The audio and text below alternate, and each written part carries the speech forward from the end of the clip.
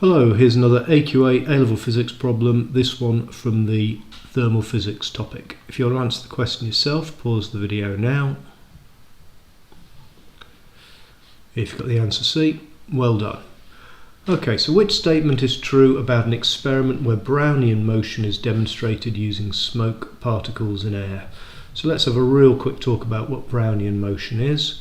Brownian motion occurs in fluids, either liquids or gases. In this case, because we're talking about air, we're talking about a gas, and it's where we can see larger particles. A smoke particle is a relatively large particle moving randomly due to collisions with much smaller but very fast moving air particles.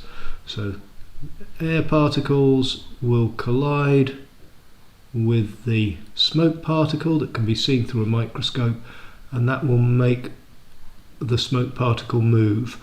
And what we'll tend to see is the smoke particle move, take what's called a random path. It moves randomly around. So that is Brownian motion. Okay, let's have a look at these statements and find out why they're true or not true.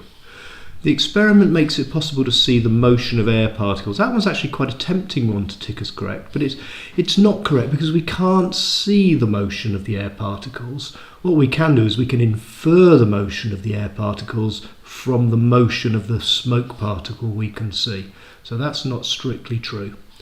The motion is caused by collisions of smoke particles with each other. No, the motion is caused by the collision of air particles with the smoke particles. The motion is caused by collisions between air molecules and smoke particles. Yep, absolutely right.